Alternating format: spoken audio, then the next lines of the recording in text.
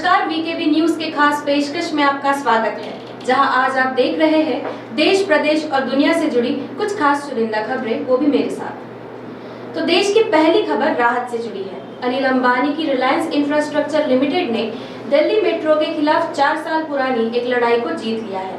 यह फैसला अंबानी के लिए एक महत्वपूर्ण जीत है, क्योंकि उनकी दूरसंचार कंपनियां दिवालियापन में हैं। राहत भरी खबर राजधानी दिल्ली के लोगों के लिए भी है। बायोमेट्रिक मिलान नहीं होने की वजह से उन्हें अब राशन से वंचित नहीं होना पड़ेगा। दिल्ली सरकार ने लोगों को नॉमिनेशन की सुविधा दी है। इसके तहत अपनी जगह राशन उठाने के लिए किसी दूसरे व्यक्ति का नाम तय किया जा सकेगा। लेकिन परेशान करने वाली खबर यह है कि विशेषज्ञों के मुताबिक अक्टूबर में देश के कोरोना की तीसरी लहर की आशंका है। गृह मंत्रालय के निर्देश पर national institute of disaster management की तरफ से एक रिपोर्ट तैयार की गई है, जिसमें अक्टूबर में तीसरी लहर की आशंका की बात कही गई है। परेशानी त्रिपुरा में भी शुरू हो गई है। त्रिपुरा के विभिन्न हिस्सों में सत्तारूढ़ भाजपा के कार्यकर्ताओं और प्रमुख विपक्षी सीपीआईएम के कार्यकर्ताओं के बीच हिंसक झड़प की खबर है। मिलारमठ में माकपा त्रिपुरा राज्य पार्टी कार्यालय में आग लगा दी गई। इसके अलावा चुनाव आयोग ने राज्यसभा की खाली पड़ी 6 सीटों पर चुनाव कराने की घोषणा कर दी है। वहीं तमिलनाडु, महाराष्ट्र, बंगाल और असम में खाली सीट पर 4 अक्टूबर को चुनाव होगा। तो आइए अब देश के इन 5 बड़ी खबरों को विस्तार से जानते हैं। अनिल अंबानी की रिलायंस इंफ्रास्ट्रक्चर लिमिटेड ने दिल्ली मेट्रो के खिलाफ 4 साल पुरानी एक लड़ाई को जीत लिया है। यह फैसला अंबानी के लिए एक महत्वपूर्ण जीत है, क्योंकि उनकी दूरसंचार कंपनियां दिवालियापन में है और वह देश के सबसे बड़े ऋणदाता द्वारा दर्ज एक व्यक्तिगत दिवाला मामला लड़ रहे हैं। शीर्ष अदालत ने कहा कि Delhi metro rail corporation Reliance infrastructure इकाई को 40.6 अरब रुपए हर्जाने का भुगतान करने के लिए उत्तरदायी है। यह लड़ाई एक आर्बिट्रेशन अवार्ड से धन के नियंत्रण को लेकर थी, जिसे लेकर रिलायंस इंफ्रास्ट्रक्चर लिमिटेड का कहना है कि उसे उधारदाताओं का बकाया चुकाने के लिए इसकी ज़रूरत है। सुप्रीम कोर्ट के 2 न्यायाधीशों के पैनल ने 2017 के आर्बिट्रेशन अवार्ड को अनिल अंबानी की इकाई के पक्ष में बरकरार रखा। रिलायंस इंफ्रास्ट्रक्चर की वार्षिक रिपोर्ट के अनुसार मध्यस्थता न्यायाधिकरण का अवार्ड ब्याज सहित 40.6 अरब रुपए से अधिक का है। दरअसल रिलायंस इंफ्रास्ट्रक्चर की इकाई ने 2008 में दिल्ली मेट्रो के साथ देश का पहला प्राइवेट सिटी रेल प्रोजेक्ट 2038 तक चलाने का अनुबंध किया था। 2012 में शुल्क और संचालन पर विवादों के बाद अंबानी की फर्म ने राजधानी की एयरपोर्ट मेट्रो प्रोजेक्ट का संचालन बंद कर दिया और अनुबंध के उल्लंघन का आरोप लगाते हुए दिल्ली मेट्रो के खिलाफ मध्यस्थता का मामला शुरू किया। साथ ही टर्मिनेशन फीस भी मांगी। राजधानी दिल्ली के लोगों को बायोमेट्रिक मिलान नहीं होने की वजह से अब राशन से वंचित नहीं होना पड़ेगा। दिल्ली सरकार ने लोगों को नॉमिनेशन की सुविधा दी है। इसके तहत आप अपनी जगह राशन उठाने के लिए किसी दूसरे व्यक्ति का नाम तय कर सकेंगे। दरअसल कई बुजुर्ग जिनका ईपीओएस के जरिए बायोमेट्रिक मैच नहीं हो पा रहा था, उन्हें राशन से वंचित रहना पड़ रहा था। खाद्य मंत्री इमरान हुसैन ने कहा कि दिल्ली में जिन राशन कार्ड होल्डर का फ्री राशन प्राप्त करने के लिए बायोमेट्रिक्स मिलान नहीं हो पा रहा है, वे अब अपनी ओर से इसे लेने के लिए किसी अन्य व्यक्ति को नॉमिनेट कर सकते हैं। कोई भी पीडीएस लाभार्थी बायोमेट्रिक खामियों के कारण राशन से वंचित न हो, यह सुनिश्चित करने के लिए निर्देश जारी किया गया है। इस निर्देश से उन लोगों को विशेष फायदा होगा जो खुद राशन दुकान पर जाने की स्थिति में नहीं है। यदि परिवार के सभी सदस्य कुष्ठ रोग से पीड़ित है, विकलांग है, अपाहिज है या अन्य बीमारियां और दुर्बलताओं से प्रभावित है, ऐसे लोग राशन के लिए दूसरे को नॉमिनेट करने का विकल्प चुन सकते हैं। खास बात है कि जिस व्यक्ति को नॉमिनेट किया गया हो, उसका भी उसी दुकान पर राशन कार्ड रजिस्टर्ड होना चाहिए जहां से संबंधित परिवार का राशन मिलता है। विशेषज्ञों के मुताबिक अक्टूबर में देश में कोरोना की तीसरी लहर की आशंका है। गृह मंत्रालय के निर्देश पर national institute of disaster management की तरफ से एक रिपोर्ट तैयार की गई है, जिसमें अक्टूबर में तीसरी लहर की आशंका की बात कही गई है। रिपोर्ट में कहा गया है कि अगर देश में टीकाकरण की रफ्तार को नहीं बढ़ाया गया तो तीसरी लहर में हर दिन संक्रमितों का आंकड़ा 6 लाख तक पहुंच सकता है। रिपोर्ट विशेषज्ञों से बातचीत के बाद तैयार की गई है और इसमें कोरोना के प्रसार से जुड़े पहलुओं और बचाव के लिए उपायों के बारे में बताया गया है। रिपोर्ट कहती है कि तीसरी लहर के दौरान बच्चों को लेकर अधिक सावधानी बरतने की ज़रूरत है और बच्चों को प्राथमिकता से वैक्सीन लगाने पर ध्यान देना होगा। साथ ही शिक्षक, स्कूल स्टाफ का टीकाकरण अनिवार्य करना होगा। बच्चों की देखभाल के लिए अस्पताल को अलर्ट मोड में रहने की बात भी रिपोर्ट में है। इसमें कहा गया है कि अगर बच्चे संक्रमित हो तो माँ बाप के रहने की भी अस्पताल में व्यवस्था हो। बच्चों को टीका देते वक्त अतिरिक्त सावधानी बरते जाने की समझाइश रिपोर्ट में दी गई है। बता दें कि देश भर में एक बार फिर कोरोना संक्रमण के मामले बढ़ गए हैं। 70% से ज़्यादा मामले केरल में दर्ज किए जा रहे हैं। त्रिपुरा के विभिन्न हिस्सों में सत्तारूढ़ भाजपा के कार्यकर्ताओं और प्रमुख विपक्षी CPIM के कार्यकर्ताओं के बीच हिंसक झड़प की खबर है। मेलार मठ के माकपा त्रिपुरा राज्य पार्टी कार्यालय में आग लगा दी गई। अगरतला, विशालगढ़ और कथलिया में माकपा के पार्टी कार्यालयों में भी तोड़फोड़ की गई और आग लगा दी गई। मेलार मठ में मुख्य सड़क के पास एक अखबार के कार्यालय में भी तोड़फोड़ की गई। दरअसल त्रिपुरा के गोमती जिले के उदयपुर शहर में CPIM की युवा शाखा democratic youth federation of India द्वारा जुलूस निकालने के बाद परेशानी शुरू हो गई और रैली के कुछ कार्यकर्ताओं ने कथित तौर पर एक सत्तारूढ़ भाजपा कार्यकर्ता पर हमला किया, जिसमें वह गंभीर रूप से घायल हो गया। पास में डेरा डाले हुए भाजपा कार्यकर्ताओं के एक समूह ने जवाबी कार्रवाई करते हुए DYFI के जुलूस पर हमला किया। पुलिस ने कहा कि 2 से 3 लोग घायल हुए हैं, लेकिन उनके राजनीतिक जुड़ाव का पता नहीं चल पाया है। खबरों की माने तो पूर्व मुख्यमंत्री मानिक सरकार धानपुर एक कार्यक्रम में हिस्सा लेने गए थे, जहां भाजपा के कार्यकर्ताओं ने उनका विरोध किया और इस दौरान CPM और भाजपा कार्यकर्ताओं के बीच झड़प हुई थी। इसके बाद अलग अलग स्थानों पर हिंसा की खबरें हैं। चुनाव आयोग ने राज्यसभा की खाली पड़ी 6 सीटों पर चुनाव कराने की घोषणा कर दी है। तमिलनाडु, महाराष्ट्र, बंगाल और असम में खाली सीट पर 4 अक्टूबर को चुनाव होगा। इसके साथ ही आयोग ने पश्चिम बंगाल, असम, महाराष्ट्र और मध्य प्रदेश की 1-1 और तमिलनाडु की 2 राज्यसभा सीटों पर उपचुनाव के लिए अधिसूचना जारी कर दी है। इनमें से 5 सीटें सदस्यों के इस्तीफे से खाली हुई है, जबकि 1 सीट कांग्रेस के राजीव सातव के निधन से खाली हुई है।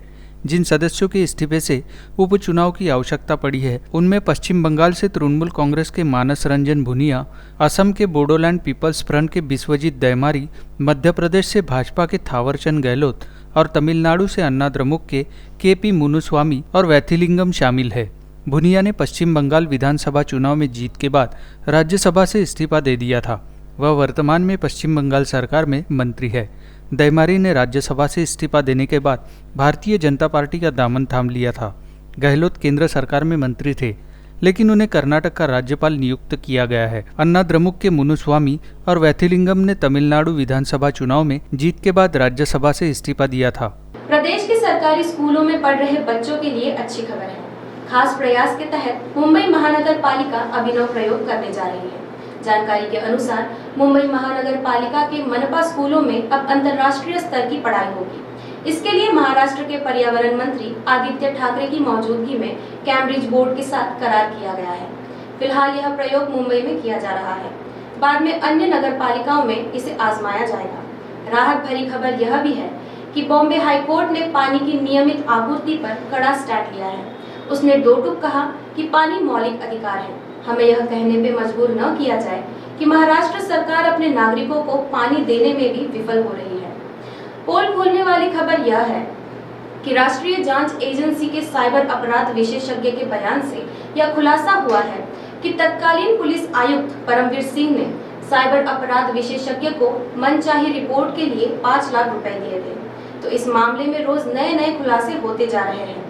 बात राजनीति की करें तो सिंधुदुर्ग जिले के चीपी हवाई अड्डे का श्रेय लेने की होड़ मच गई है। यह होड़ मुख्य रूप से शिवसेना और भाजपा के बीच है। बहरहाल खुशी और आश्चर्य मेडिकल क्षेत्र से है। मुंबई में एक 32 वर्षीय महिला ने 3 बच्चों को सामान्य डिलीवरी के तहत जन्म दिया है।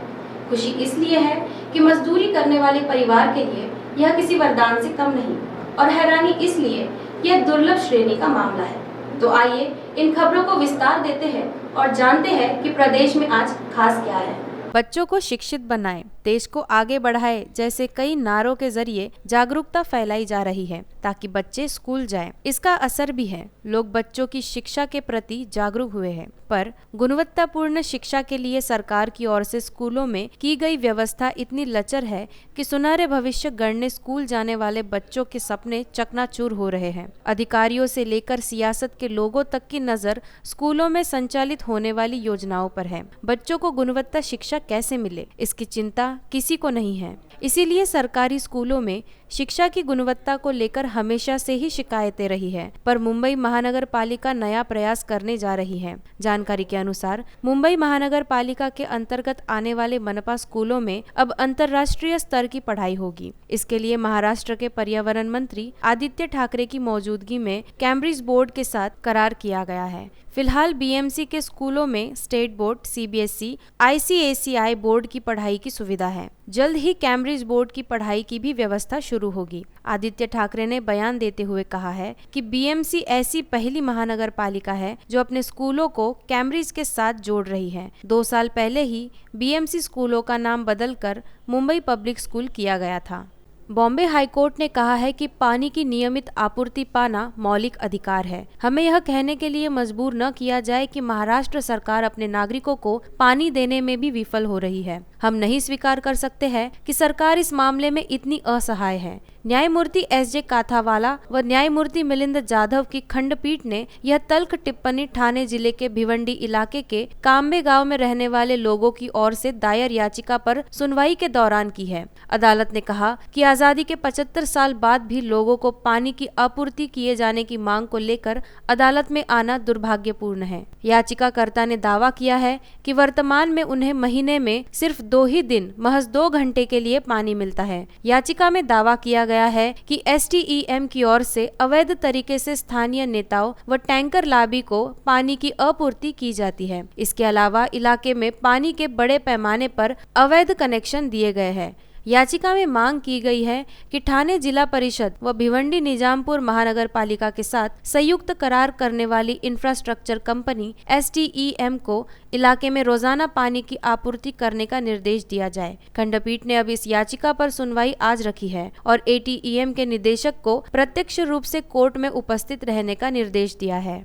राष्ट्रीय जांच एजेंसी के साइबर अपराध विशेषज्ञ के बयान से यह खुलासा हुआ है कि तत्कालीन पुलिस आयुक्त परमवीर सिंह ने साइबर अपराध विशेषज्ञ को मनचाही रिपोर्ट के लिए 5 लाख रुपए दिए थे। दरअसल जैश-उल हिंद नाम के संगठन ने एक टेलीग्राम अकाउंट से एंटीलिया के बाहर विस्फोटक भरी कार खड़ी करने की जिम्मेदारी ली थी। इसकी जांच के दौरान मुंबई पुलिस ने दावा किया था कि साइबर विशेषज्ञों के अनुसार धमकी भरा संदेश उसी अकाउंट से भेजा गया था, जिससे दिल्ली में इजरायली दूतावास के पास हुए धमाके की जिम्मेदारी लेने वाला संदेश भेजा गया था। साइबर अपराध विशेषज्ञ ने बताया कि पहले परमवीर सिंह ने 3 लाख रुपए देने का वादा किया था, लेकिन रिपोर्ट को बहुत अच्छी बताते हुए मना करने के बावजूद काम के लिए 5 लाख रुपए नकद दिए गए थे। बयान में साइबर अपराध विशेषज्ञ ने बताया है कि वह अपराध शाखा के जवानों को प्रशिक्षण देने के मुद्दे पर बात करने के लिए इस साल 9 मार्च को मुंबई पुलिस आयुक्त के ऑफिस में गया था।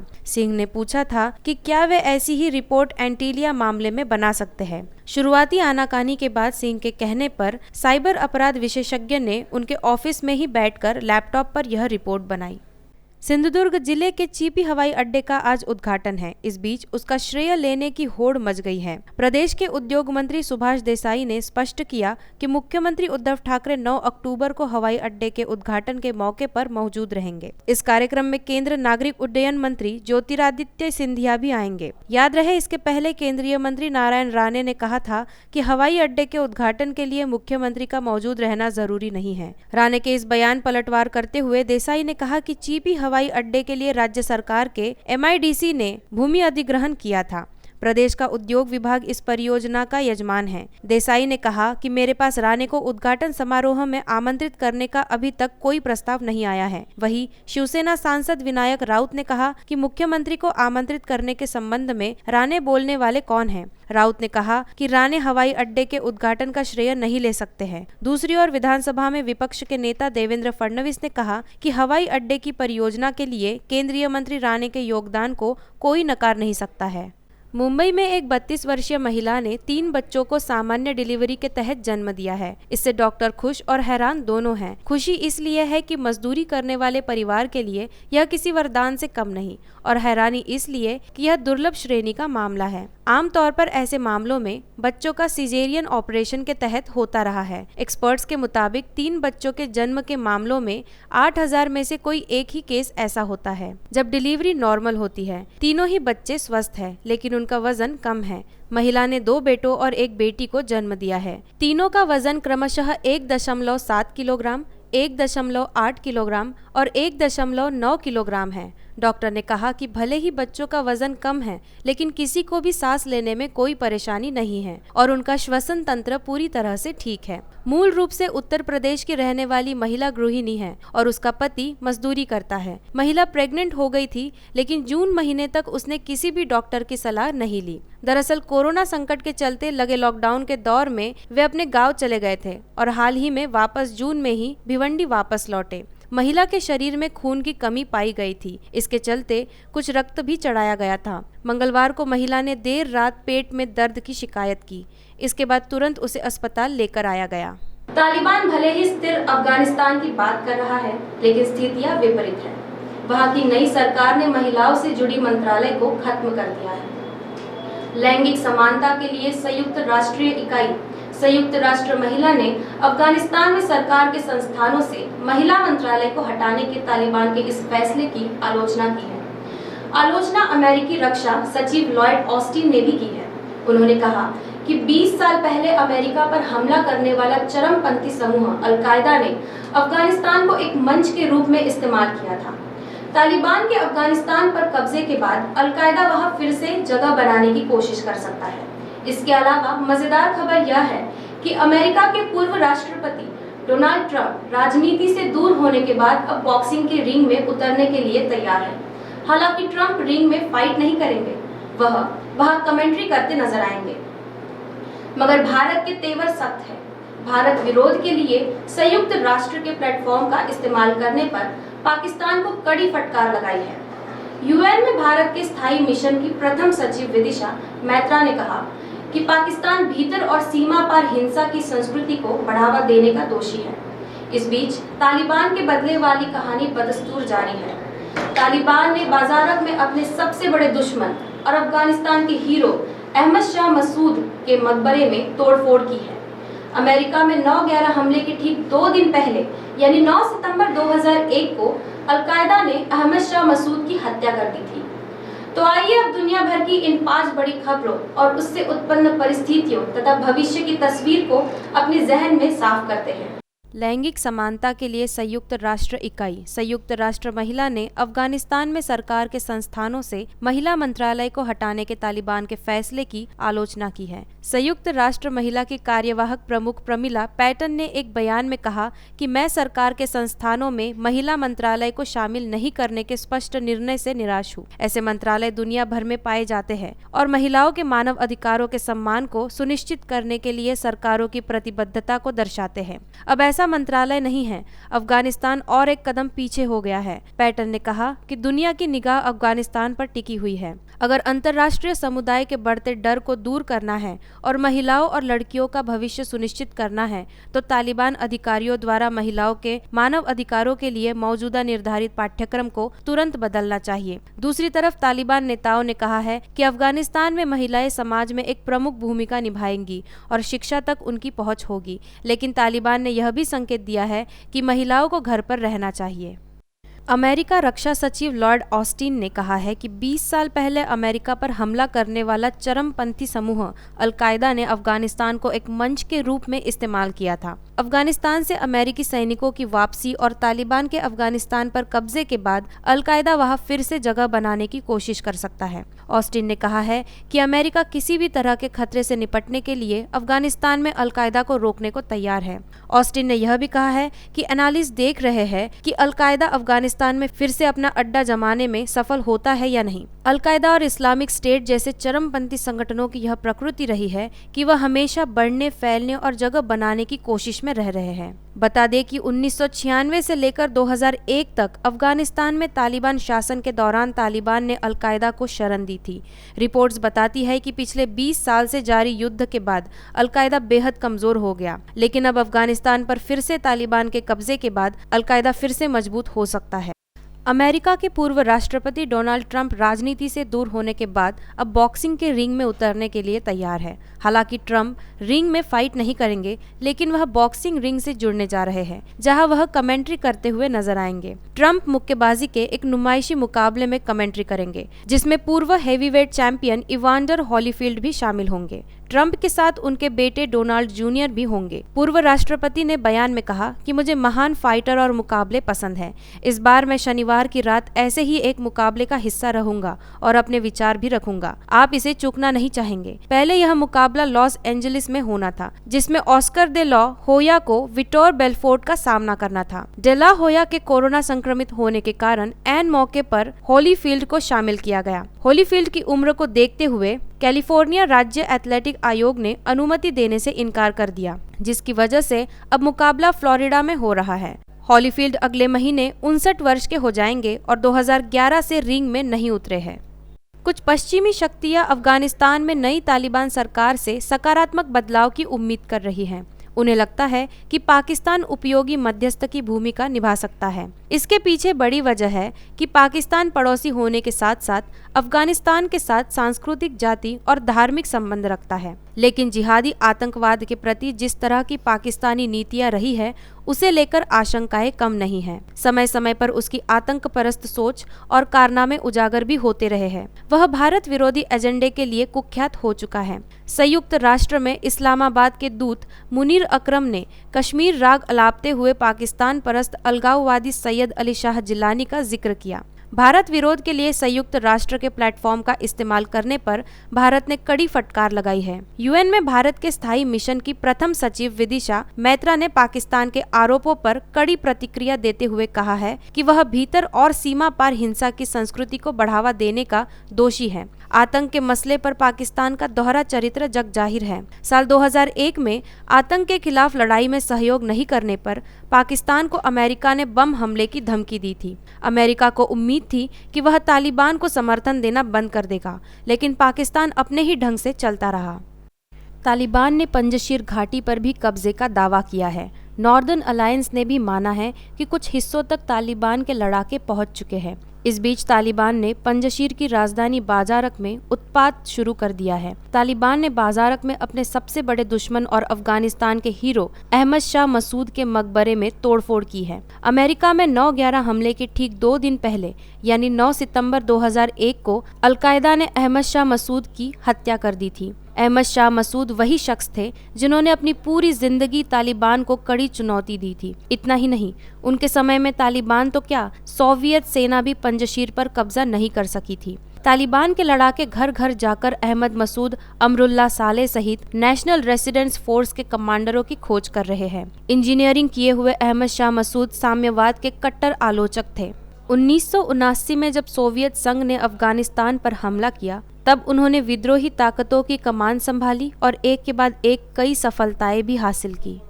तो आज की इस खास पेशकश में बस इतना ही। आपसे कल फिर मुलाकात होगी, तब तक देखते रहिए वीकेबी न्यूज़। नमस्कार।